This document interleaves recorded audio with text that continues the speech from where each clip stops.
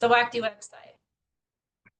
So with that, welcome everybody. We are going to talk about the October CREG report today. And I thought I would just go ahead and tackle this one myself since it's something I've been doing for a long time. But it's really important at this October CREG. It's the most significant update that happens with this group since the January CREG, although they do look at things every single month.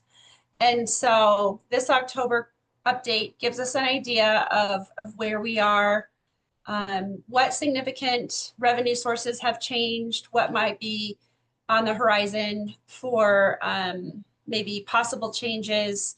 They'll do another January update right before the legislative session. So that's always helpful just to kind of shore things up a little bit, tighten things up in terms of some of the estimates. But this October one is a big one. And so since we're talking about a lot of impacts on revenues, not just to the state, but one of the revenue sources to the colleges through property tax, there's a lot of things to pay attention to in this space. And so with that,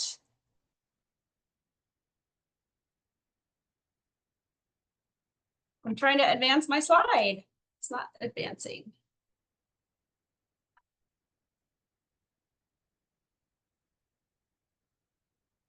Okay, technology is saying no, and I'm not sure why. Perhaps your down arrow will be your friend. I know you try everything. That's what I'm doing. It's Aaron, click your mouse into the slide itself and then use your down arrow. Gosh, John, you're the smartest one here. All right. Sorry, Brad. You had down arrow right, but I needed the arrow there. So thank you for that. So the bottom line is it's moderately better on actually what's available on the table. There's $88 million additionally on the table that's available to legislators, available to the governor. Now, the story is bigger than that, though, and this is where you will see investment earnings, a record level of the piece of the pie, so to speak, than we've ever had before. And there's other things that are in play to why that's part of it. But more than severance taxes, more than federal mineral royalties, investment earnings are the biggest piece of the pie right now to the state's portfolio. And that's really remarkable. So that is a big part of the story as we move forward with this conversation. The changes that are involved. Aaron, do you want us to wait till the end for questions, or what do you want to do? I think let's just make it interactive. I'm going to just highlight what's on the slides, but if you have a question, let's go ahead and talk about it. Okay, so investment income is better than mineral income, right? And so is that, I mean, that's newsworthy, but is that because the other revenues are down? I mean, yes, it was a great year for investments. I get that. I have a portfolio too, right?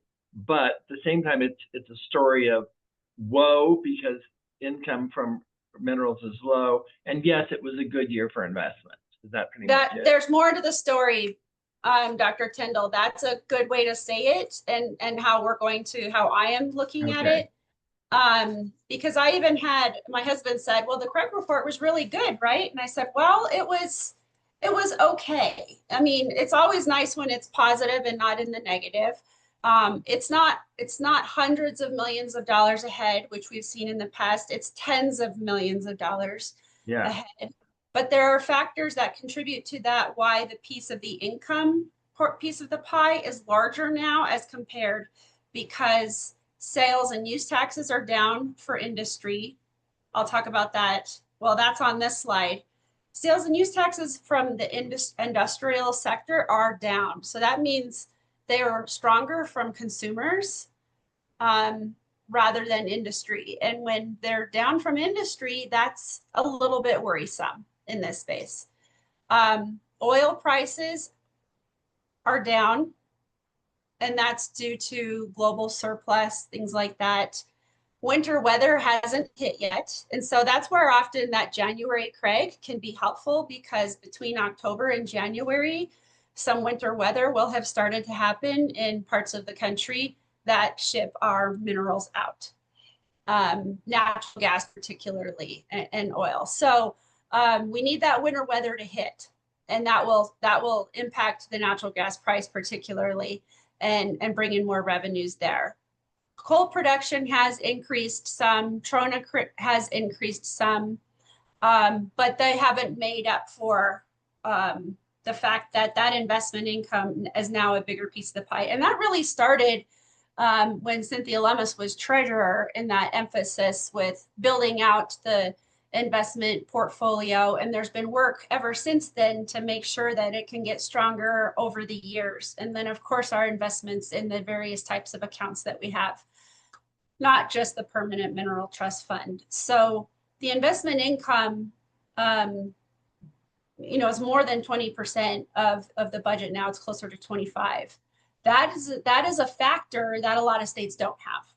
And so you think about how we keep our taxes low here, that we have investment income that the state can rely on now, is a very significant factor. So the themes that the CREG, I like how they've been doing this the last several years. If you look at the report, which I'm the nerdy one, I have it always, it looks like this, the green report when you pick it up. They have a section in here after some of the initial analyses and reports out the bottom line, things like that. They have some themes that they talk about. And this is where I think CREG does a really nice job of reminding everyone how volatile Wyoming state revenue streams really are. And we all know that geopolitical events play into that. The CREG report, the CREG folks have talked about, the war in Ukraine, for example, over the years, demand for energy markets and demand preferences in other parts of the country. And sometimes that has to do with policy decisions that other states make, renewable portfolio standards, things like that. I already mentioned weather, available infrastructure and how we can get our power out of the state. Power is a big conversation right now with the onset of AI across the country. We are an exporter in terms of our electricity, but you can't export electricity unless you have transmission lines. And so the transmission system is increasingly now under the microscope, if that's a way to say it, when we talk about bringing on these loads in different parts of the country. And Wyoming is not out of that space. As you know, we do have data centers here. We have several who have announced who are coming here. We do have an exemption for sales and use tax for those data centers, for the equipment inside the data centers. That matters when other states offer that, but we also have cool weather, and we have access to broadband and things like that. So it's not the only factor, but that incentive is a major factor on why those are coming here. The other conversation is about energy needs and whether or not we can meet the energy needs of those data centers, and then how that impacts other customers like ratepayers, residential ratepayers. So that was a little side tangent, but that's a big part of the conversation right now across the country and in Wyoming. Of course, we have impacts that are felt at the federal level, decisions that are made there, the regulatory structure.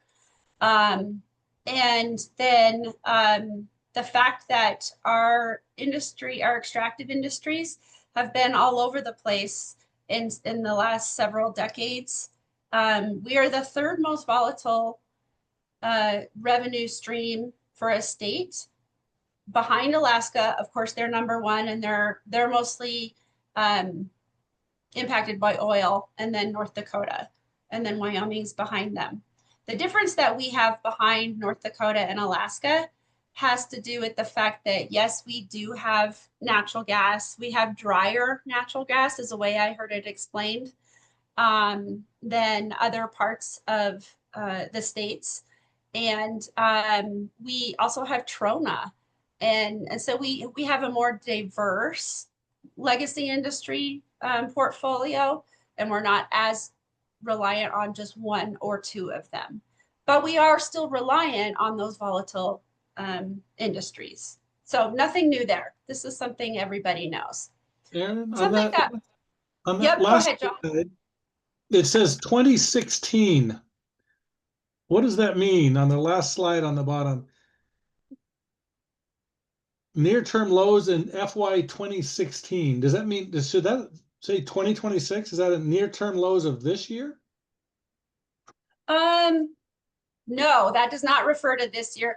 That's to suggest that from that time of production, that's when you start looking at the revenues in those revenue sources over time. That if you look at the count, I'm not explaining this very well, but if you see that in that time period, those were at an all-time low. And then they've been up and down since then. Does that make sense? It doesn't mean to say 26, it was 16. Our extractive industries are not at a record or near time lows right now. They're just down somewhat. I think the winter weather will real significantly turn that around. That's not an uncommon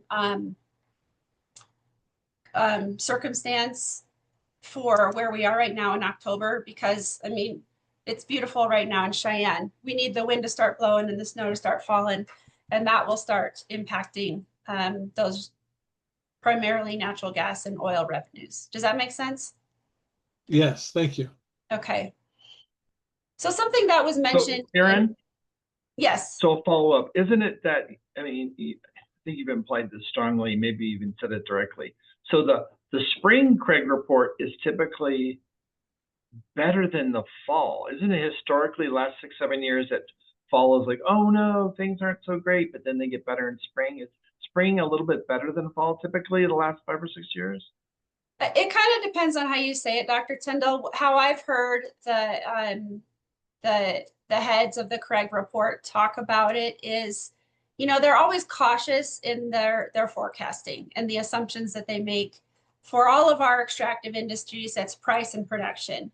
So they try and be cautious. Their goal is not to be, you know, the sky is falling, it's so bad, and then it looks great. That is not their goal. And they'll even say it like that. Their goal is to be as realistic as they can, but often, because we don't know weather, that is truly the most, you know, I'm hearing we're going to have a tough winter here, but is that true for the whole, you know, the Eastern Seaboard and whoever else gets our energy? We don't know what that looks like exactly. So January, it just at least incorporates those winter months more, Dr. Tyndall. And so that's what I think. It seems like it may be just a little bit a tighter tweak, if you will, on those assumptions. Is that a good way to say it? I'm talking economist to economist, but I'm trying to talk about it to everybody in a way that everyone will understand. No, that helps. I guess we just kind of almost have to wait and see, because it's hard to say. In the last 4 or 5 years, it seems like the spring CREG report has been more friendly than the fall, but it probably depends on weather and, you know, everything else. Yeah, I just think they have a little bit more data. Yeah. The Wyoming's S&P global rating was increased to a AA+, and that, if you read in the report, they have a whole paragraph talking about it. This is going to be Aaron Taylor's words. I'm not going to read the quote, but it really talks about the effort that Wyoming lawmakers have taken to not just plan, because planning is broader than, you know, what's ahead for us, but to really make the hard decisions over the last how many years to set up the triggers, the flows, the tips on the accounts to make sure the words that the legislators will use is to inflation proof our budget and to volatility proof our budget. And so it's an interesting dynamic when you have a turn of the viewpoint, if that's how I'm trying to say it, with some new ways of thinking coming in to leadership positions in the legislative space. And they feel like maybe we should get rid of all of the savings accounts and the coffee cans. What S&P Global is saying is it was a smart thing to do. And so a lot of kudos to former legislators, those who have walked before us, who made these hard decisions, and not always in good times. Anyone who's lived here for any amount of time knows that Wyoming goes up and it goes down in what the revenue picture looks like. And so often when you're kicking money away into savings, when it's a harder time for the state, that's a hard decision to make as a legislator. But some of this is automatic. Some of it is by choice, where that legislators put a lot of money into the savings. And now look where we are. That piece of the pie from investment earnings is now a major component that most other states don't have. So that S&P is noticing is a big deal. And Patrick Fleming, who is our former chief investment officer, who just recently left the treasurer's office, and the work of the treasurer's office over the years really has to be commended, and their work with the legislature to make those decisions. So I just wanted to highlight that because it's a major, it's a big deal. It's just not front page of the CREG report right here. So Erin, so if I get this, so we've been moved from AA to AA plus, and it is a big deal, but I know that there was some legislators, I believe it was mostly Freedom Caucus people, were thinking maybe we need to give some of this money back to the people. Do you think that, I would imagine, well, let me just ask a question. Is this AA plus rating going to resonate with people who were in favor of kind of giving the money back to the people, so to speak? That's a great question, Dr. Tinnell, and I don't know the answer to that. What I can tell you is over my years of doing this work in the legislative space, that concept of giving back to the people is not new. It's been around for decades. And so, you know, Alaska does that. For instance, they give back to their people from their mineral reserves. That idea has been around for as long as I think I've been doing this work. What I'm hearing, you've probably seen some headlines that at least that I think it's a House message right now. I do not believe it's a joint message, but I'm not sure. I'd have to go back and look at the press release. They want to take the budget, the Wyoming budget, back to pre-COVID levels. And so, and the message is we want to take care of the taxpayer. So to your point, there might be some thinking in that space of the state's doing fine. How can we cut back spending so there's more in your pocket? So there's, yeah, that's. So we'll see. We're hearing some things like that. Yeah. Okay. Yeah. So this is just a little bit more of the nitty gritty production for the major components for oil, natural gas, and coal. There were some production increases for gas and coal. I mentioned the forecast price for oil was down and was lowered. And we need that winter weather. So I already covered all of this. I don't need to repeat that, but these are the things that they talk about, the components of the CREG report. They also talk about assessed valuation. There is a noted decline in the assessed valuation that the CREG specifically mentions is attributed to the property tax relief that's directed by the legislature. We are still working to see what all of that looks like. And they didn't have solid numbers on that.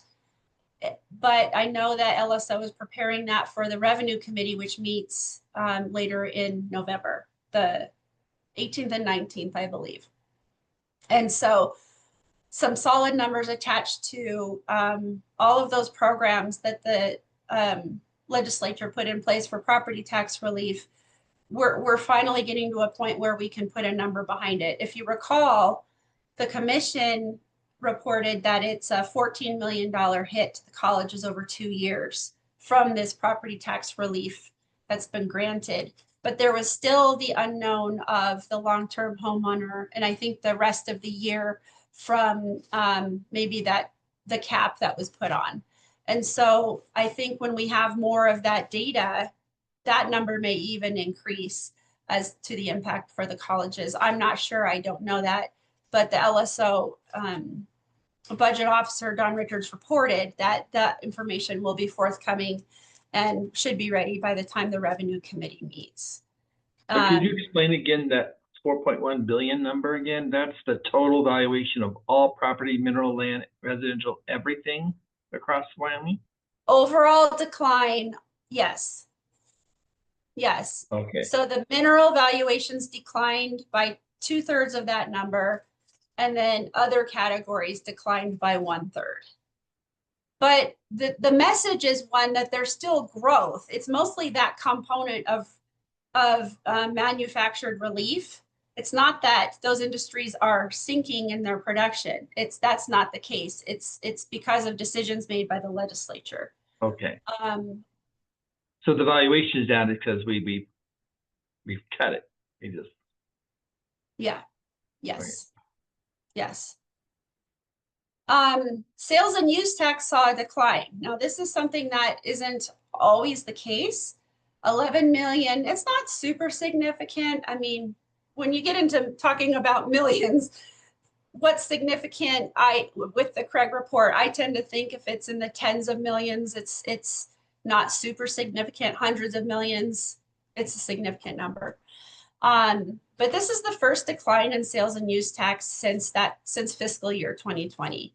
So I mentioned earlier, there has been a reduction in mining activity, but also due to a component that has been a major influence on the CREG report, which is spending on wind projects. And that has declined. And so when the sales and use tax is not collected on those projects, it shows up, and it has shown up here.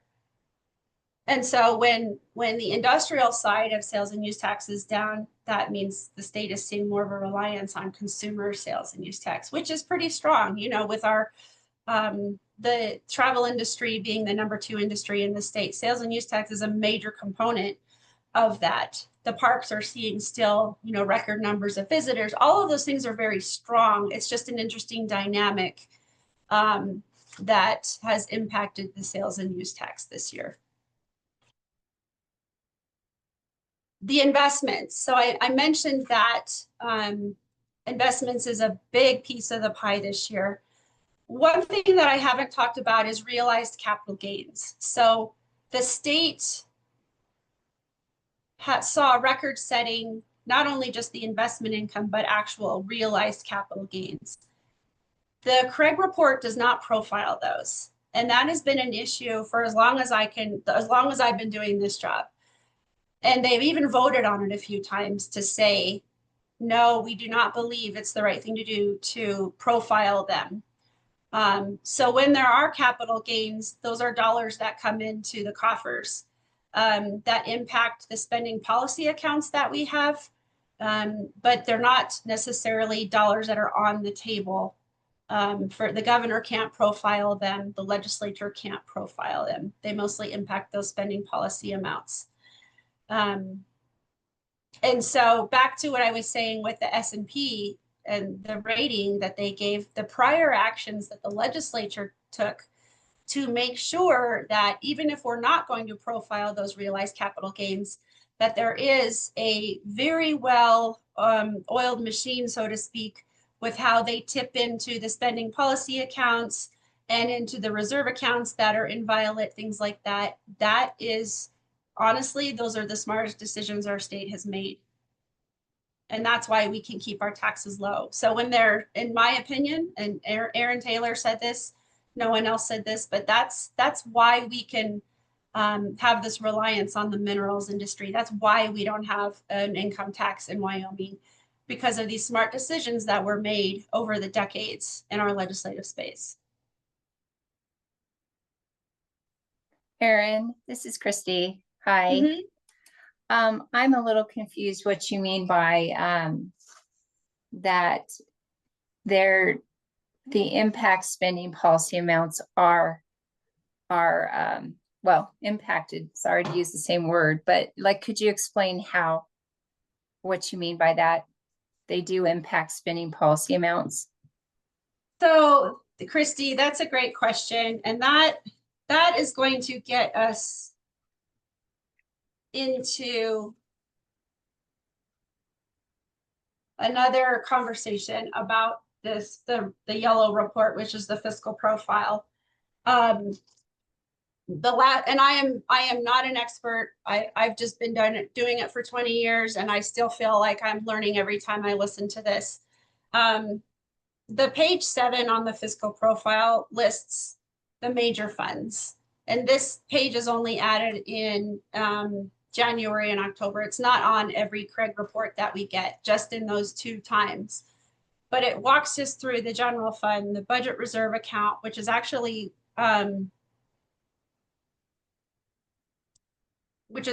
going to be going away through legislative action. The legislative stabilization reserve account, the LSRA, the rainy day fund.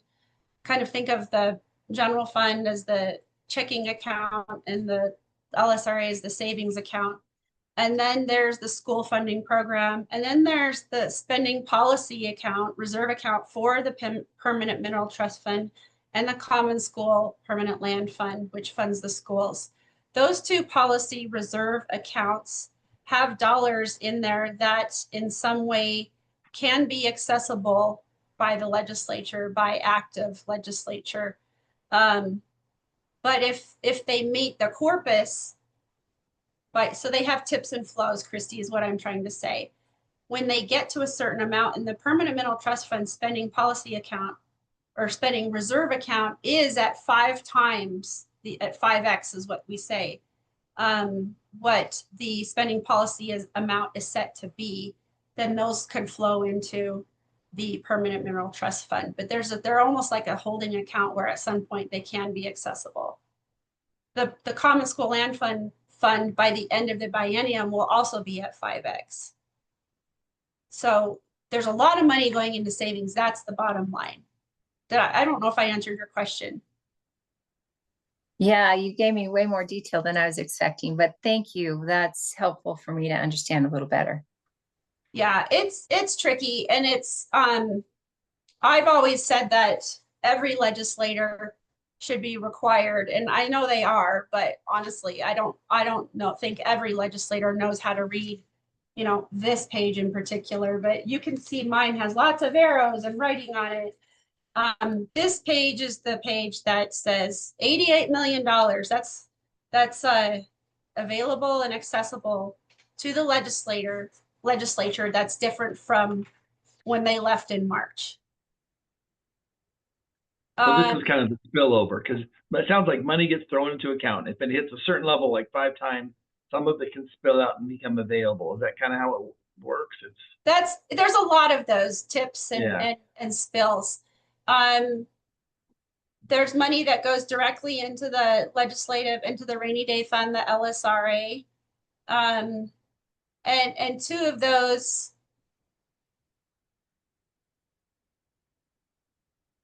now there's money going to the LSRA that was going to be taken from the LSRA, and that amount is let's see, $54 million. So there's a lot of numbers on this page that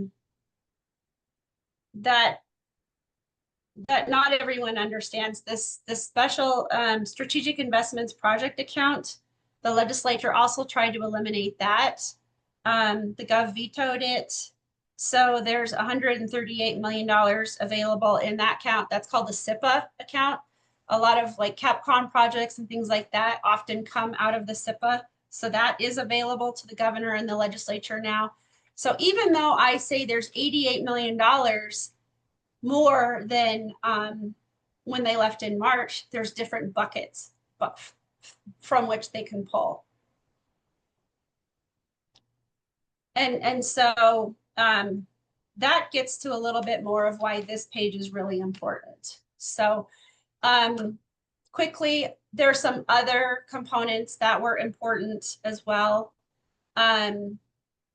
Corporate filings. Wyoming is kind of a hub for LLCs with the laws that we have. And now those corporate filings are making up as much as $240 million. That's an interesting dynamic. I think what I heard CREG people say is that other states might start paying attention. Maybe they want to try and get those corporate filings in their states. Maybe they won't. So we don't know if that will continue to be a strong component. But it is right now. Liquor sales are up. I already meant the wind tax is something that is coming in different than sales and use tax on wind projects. So things like that are starting to show up in our revenue portfolio in a way that we haven't really talked about these things before. So that was interesting for me to learn in this CREG report.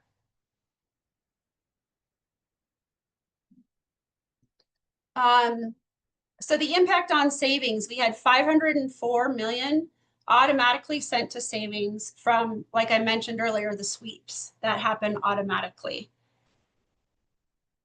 7.9 million from the budget reserve account will go into the LSRA. That doesn't seem like a lot, but that's someone's budget, right? That could help someone's budget, or that's investment earnings that we can get off of that. And then I already mentioned that those two reserve accounts for the permanent fund, the permanent mineral trust fund, and the common school permanent land fund. So the permanent fund is the inviolate savings that the state relies on for the general fund, and the common school permanent land fund funds the school foundation program and the investment earnings off of that. So they're both at 5 times their set reserve amounts. So that's a significant factor that's not always there. And then, so this is where I'll kind of wrap it up. What's next in terms of the process? The CREG report issued their report. The governor's budget is supposed to be released November 17th. It's earlier than it used to be. Governor Gordon made a point of getting it out earlier. It used to be December 1st always. So we get it a couple weeks earlier now. That's where we'll see, based on, we all work with the Community College Commission and their budget requests, what that looks like for all of the agencies. And then of course the governor will have his priorities outlined in his budget message. What's significant on this, back to this sheet again, and that page 7, is that you'll only see what's in the accounts right now. Once the governor's budget comes out, another column will be added to that where they profile the governor's recommendations for all of those things. And then once the appropriations committee marks up their budget, then there'll be a 3rd column for the appropriations committee. And then we can kind of track how they're different. So that's helpful. So the document you're looking at, is that this is called the goldenrod. The goldenrod. It becomes the governor's goldenrod. Is that right or no? Well, it's everybody's goldenrod. Well, yeah. So it's goldenrod, and then you add a column for the governor, and then the legislature. Okay, so yeah. All right. Yeah, and so Dr. Tyndall, to your point, this is updated on a daily basis during the legislative session. When a bill of significant with a significant appropriation or fiscal impact, it shows up on this in ways that suggest it might take revenue from the general fund or add revenue or things like that. So this is where you can track a lot of those big fiscal impact bills and how they impact the overall picture of the budget. So anytime there's a fiscal update, they're going to talk about this sheet. And then we'll have the January CREG will be like this too. But it's important, and this is available every day if you're in the Capitol. It's every day on the website. You can go into the 2nd floor of the LSO offices and just go pick one of those up. So question, follow up on this. So just trying to get into the mind of the governor and the legislature. It feels like, and correct me if I'm wrong, that the goldenrod is so important that if let's say the legislature says, this is how tough we're being, it's almost like, look at the goldenrod and see how much we're cutting from the governor's column or the available money column from the CREG report. Is that kind of, I mean, is it that kind of important? And the reason I'm asking that is if we're up 88 million and they say, well, yeah, but look at us, we were fiscally wise 88 million, so we didn't touch it. Yay, you can see that, because I'm just trying to figure out, because obviously there's folks in the legislature that want to show a win. And when they show a win, is it often based on how they did on the goldenrod compared to previous column? I think that's one component, Dr. Tyndall, that people could look at. You know, our budget came in more fiscally conservative than the governor's. And then over time, you see a House and a Senate difference too. So you can see where the House is maybe passing more bills that add or subtract to that than the Senate does. So once you can learn how to read this, it's very valuable. It's just not everyone's cup of tea, as you can imagine. But yes, I think for looking for a win, some people will see that. When it comes to the message that comes out of the budget, that's where we're going to hear more about the needs of agencies to meet the needs of, you know, of their constituents across the state, depending on what their purpose is. And we do have impacts from federal funding. I think the Department of Health will probably be the biggest one in that space. Family services as well. And just like COVID, when there were cuts federally, the state had to make some decisions to make up for that. So we'll see how that stuff plays out too. If Washington's still shut down by the time our state starts up with our legislature, that's still a long time to go. I hope that's not the case. But I think lots of people will be looking for wins, Dr. Tyndall, depending on how you talk about them. Is higher ed listed on the goldenrod per se, or are these hunks of things not that specific? No, it's not that. Okay. No. Okay. No. No, all of the income sources are in there. The budget bill itself will be listed. That's where it will be. It's not specific enough by agency. So process wise, and I just wanted to keep this here for a couple of more minutes, but what happens next then after the gov gives his recs is the appropriators start meeting in January or in December and January. December for 2 weeks and January for 2 weeks. And since this is the biennial budget setting time, they hear all of the agencies, and it takes more time than in a supplemental year where they just field those supplemental requests from the agencies. So it takes a lot of time. They're down here for 2 weeks and then 2 weeks in January. The Community College Commission has their public hearing with the appropriators on December 10th.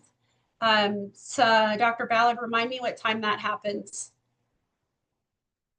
8 a.m. 8 a.m. First So thing up. bright and early. You can watch all of these hearings. I don't necessarily go every day, all day anymore. I used to do that. But if I can listen to all of them, you hear the basis of the conversation and the way committee members are thinking, and that's valuable. The Management Council will meet in later November, and they will set the budget session schedule. So when will we hear the budget bill? You know, what does that actually look like? The appropriators will have their own schedule and process and norms of how they want to conduct their budget hearings. I don't know yet if they will take public testimony after every agency. Usually they don't in this time. Public testimony is saved for a later time. So likely that will be the case. But with the colleges, Dr. Ballard and her team will present. Usually the chairman of the Community College Commission and the president of the presidents is there. I'm usually in person watching, but I'm not able to participate. But those people are all able to participate in that hearing. Dr. Ballard, is there anything, I didn't tell you I was going to do this, but is there anything you'd like to contribute in that space? For the budget hearing? Yeah. I mean, lots of prep to get ready for it. Yeah. They did tell me they also wanted us to be able to speak to recommendations around dual and concurrent enrollment funding equity. So we also have to figure out and think through what we want to do with that. I'm meeting with Don Richards and Matt Wilmarth at LSO on Friday to kind of have that discussion to figure out what that looks like and everything else that we probably need to know, since the team here is pretty new at presenting at JAC overall. And we've been involved in it, but not leading it necessarily. So, Yeah. And so, yeah, so there's, I think, some of that we will need to be ready for. So we're also working on some of the information, kind of like you have, like some of these talking points here, like Aaron's been working on a series of one-pagers and things like that to be able to hand out to the legislature. We're doing the same for the commission and some of our, we normally do an at a glance, which I think we're changing the title to Did You Know? But same kinds of things, just to make sure that we point out and highlight the impact the colleges have on your communities and their communities and some of those kinds of things. Thank you for that. I appreciate that. And so this, what you're seeing in front of you on the right-hand part of the screen, this is the advocacy talking points for this year from WACD's point of view. We did revise it a little bit from the last time you saw it to include that message from the commission and the conversation that the commission had about tuition. And I wanted to make sure that was highlighted on there because that's an important part of it. But these will all be on the WACD website. This is right there front and center. It's also on the advocacy page. The advocacy page is where most of those are housed. So with that, I'll stop sharing, but I just wanted to let you know that there are going to be more resources. As we head into even before December, I mentioned the Revenue Committee. They will be talking about lots of issues, but particular to what matters to the colleges is more property tax relief.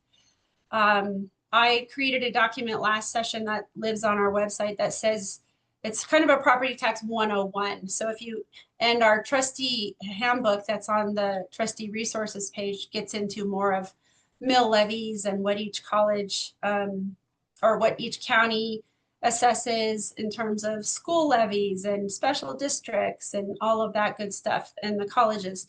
That's all available to you. They are still intent, as I understand it, the Revenue Committee, on granting more property tax relief. And so for those of entities who are relying on those revenues, we're not done. We have to make sure we can understand what those impacts are. It's just one source of revenue for the colleges, but my message to legislators is that it doesn't mean it's insignificant. I've had some legislators tell me, well, it's only a 3% cut to the colleges. I said, well, that matters when the colleges are counting every dollar that comes in. And so I just got off the phone with one of our college presidents who they have a press release out today, where a media release where they've had to make some significant cuts at their college. And that is going to be heard across the community, is going to be a point of conversation. Their hands are tied. They have to make these decisions. And so how that message is communicated across the state, of course, is unique to the college in that area. But the main message with regard to property tax relief is it's at least $14 million, if not more. And we'll learn more about that at that Revenue Committee meeting. So that's all I have for you today. Know that when this is updated in January, we'll make sure and highlight what those revisions look like. We all hope for winter weather when it comes to the state's revenues. I don't particularly love it when I'm driving to hockey across the state, but it's what we do in Wyoming. So that will, I know they'll give a presentation in front of the Appropriations Committee in that January timeframe, so we'll look for that. What questions can I answer for you? We'll also have another WACD webinar where we talk about what's on the table for the legislative session. By then we'll have some bills going. We'll talk some more about advocacy, things like that. But for here, right now, talking about the CREG and then what's next for the next month or two, are there any questions that I can answer? Aaron, there's a question in the chat from Bob Oh. Salazar. Of course. What might it mean to the Community College Commission funding model of the going away of the budget reserve account and capital construction account? The CapCon account is not going away, but I'm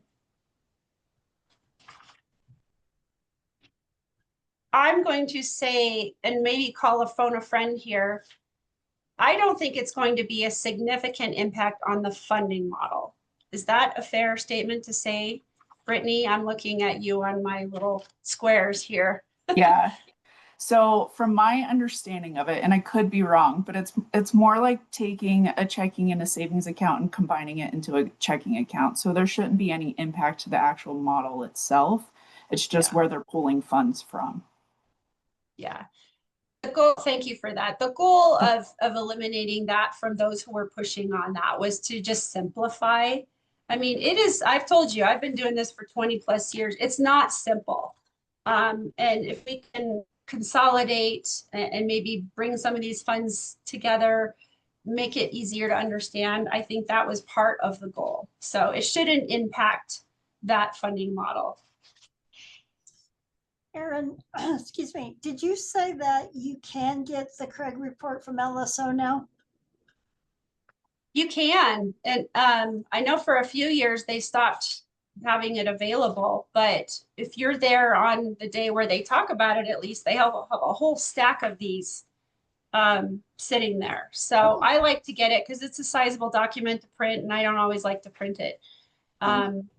I don't know how often, Kathy, that they're just laying around thereafter, but these are available every day at the legislature, and they're 4 pages, 3 pages, so it's not a bigger deal to print. Okay, thanks. So Aaron, just for my kind of general synopsis in my mind, the news made it feel like, wow, there were so much money and investment. But when I look at that $88 million number, I'm going like, ho hum, because I have my kind of my own little president's cheat sheet that when a cut from the state is a certain level, how does it equate to CWC, right? And so you kind of have a little formula and you go, oh, and I look at, you know, even if that $88 million were kind of like distributed out and it made it through the community college system, its percentage of the pie and everything else, it's, I don't know, we probably have $150,000 or something. I didn't do the math yet, but I'm looking at this. The message is, this isn't a big increase, is it? I don't know why. I don't know why the message is, but there's this sense that, wow, there's so much money, and then Representative Bear is saying, yeah, we're still going to cut. I mean, it's not so much money. It's only 88 million, right, of extra money for the legislature. It's not a huge thing, right? Am I reading this wrong? I think that Dr. Tyndall, my impression of and how I think we should talk about this is we have to be cautious. There's $88 million additional on the table now. There's some other buckets. Like I said, the SIPA account is there with $139 million. But the investment earnings. Okay. I'm sorry, the So investment there's more earnings, than 88 on the table in a way? I mean, I guess in a way, it just depends on where it's housed. Okay. But how those automatic flows from savings, from those realized capital gains, that's just something we're kind of trained to just not, like, we can't, it's here, but we can't look at it because it's not something anyone can put on their budget profile, the governor or the legislators. So I would just look at this as cautious. It's more than flat. It's not extraordinary. An extraordinary CREG report is we have $340 million extra on the table. We've had that. Right. We don't have that right now. Right. Yeah. Another component that has been discussed before is, can the school foundation program be fully funded without having to draw from a savings source? to keep the dollars that are needed in there. And what I heard at this CREG report is that looks like it should be able to be accomplished. A few years ago, though, they were worried that school foundation program wouldn't be fully funded. And so that was an interesting dynamic. I didn't hear that this time. So that's that kind of the back end, the unseen, those revenue savings, tips and flows, that is very robust and strong right now. That's a good message. But it's like your own, like think of a household. If you've got your savings strong, maybe your checking account isn't super fluid with a bunch of money, but your foundation is solid, and that's really important. That's a great analogy. Where we are right now. Yeah. That's a great, Yeah. And you've got investments, smart thing to do a long time ago. The state of Wyoming did that. So the foundation is very solid. It's just not as, you know, showy as maybe it's been in the past. So, so it's not all doom and gloom. The property tax conversation is one we need to keep an eye on. We'll probably have some conversations to coordinate messaging or what that looks like. I think the revenue committee is going to pass what they're going to pass. So I don't know if showing up in droves is the strategy. I think it's those one-on-one conversations so that your community understands it and your legislators understand it at a micro level. So we can talk more about that, but if there are no more questions, we can give you 4 minutes back in your day. We'll share this. We created a space on our WACD website for our webinars and the slides accompanying them. So I'm excited about that. It's just another way WACD is trying to support all of you guys. Aaron, I have a quick question. Are you hearing any rumors about certain legislative coalitions looking for a 20% cut in state budget for this current year? Are you hearing that? John, what I'm not hearing a number yet, a percentage yet. Pre-COVID dollars is what I've heard. And so back to looking at Brittany on my screen, you just moved, there you are. I think the colleges just need to be wise to understand what that looks like, where, you know, what's the ballpark that the revenues were in pre-COVID, because we had just come out of years of cuts before that, remember? So what does that look like as to where we are now is something I think everyone would be wise to understand. The percentage, I don't know yet. Or if it'll be across the board. I suspect, well, I don't know. My crystal ball isn't super crystal right now. So we're trying to do the best we can. And I'm just trying to learn and have conversations from folks. So that would be, you know, things that we talk about with our legislative friends and our appropriators and others, just to get a sense of where are you comfortable? How would it impact our community and our state and our ability to deliver the services that the colleges deliver, and of course on the students. Well, thank you, everybody. I'm going to stop the recording and, whoops.